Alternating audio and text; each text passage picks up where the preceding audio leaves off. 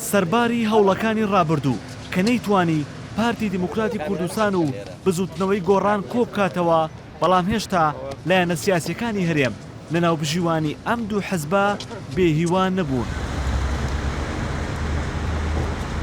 یەکێتی نیشتیمانی کوردستان لە دوای پێشنیازەکانی زۆرترین جار بەرپرسانی گۆڕانی بینیوە. بەم سەردانەی گۆڕان ژمارەی کۆبوونەوەکانی ئەم دوو لایەنە بووە بە 4 کۆبوونەوە. دوای کۆبوونەوەکەش مەکتەبی سیاسی یەکێتی ڕاگەیەنراوێکی بڵاو کردەوە و ڕایگەیاند لە کۆبوونەوەکەدا ڕێوشوێن و هەنگاوەکانی پەرەپێدانی پەیوەندیەکانی نێوان هەردوو لە تا ڕێکەوتنێکی سیاسی تاوتوێ کراوە. هاوکات سەرچاوەیەک لا بزوتنەوەی گۆڕان بە NRT ڕاگەیاند یەکێتی چەند پێشنیازێکی پێشکەش کردوون سەبارەت بە لەیەک نزیک بوونەوەی زیاتری هەردوو لاو وتیشی لە دوای تاوتوێکردنیان بزوتنەوەی گۆڕان وەڵامیان دەداتەوە.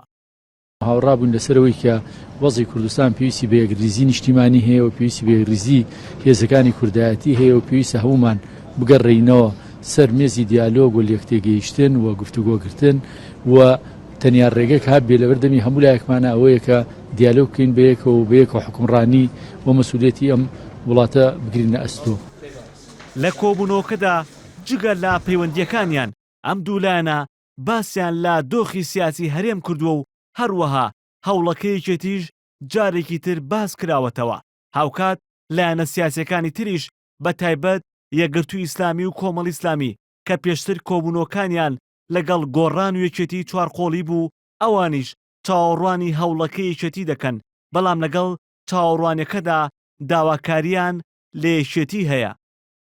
بەڕاستی پێویستە ئەویش خۆی یەکلا بکاتەوە لەو نێوانەیە، چونکە ڕۆڵەکەی کاریگەرەوە پێویستە ڕۆڵی کاریگەرتر ببینێ بێتە سەرخەت لە ینی بڵین لە هەردوو لا بەم شێوەیە نەمێنێتەوە، چاوەڕێی زیاتر لە یەکێتی ئەکرێت وەکو پشتیوانی ناڕێگە چارە بدۆزێتەوە لەگەڵ لایەنەکانی کە واش دەستیان پێ کردووە.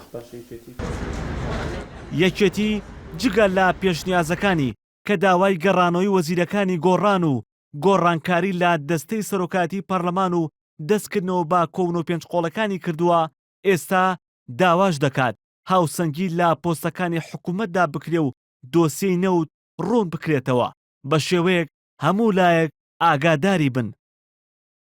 نزیکەی 2 مانگەیەکێتی پێشنیازەکانی لەسەر مێزی گفتوگۆی لایەنە سیاسیەکانی ترە، هەرچەندە ئەم حەزبە وەڵامەکەی پارتی و گۆڕانی بەدڵ نییە، بەڵام هێشتا بێهیوان نەبوو و دەیەوێت بە کۆبوونەوە سەردانەکانی جوڵەیەک بە دۆخە سیاسیەکەی هەرێم بدات.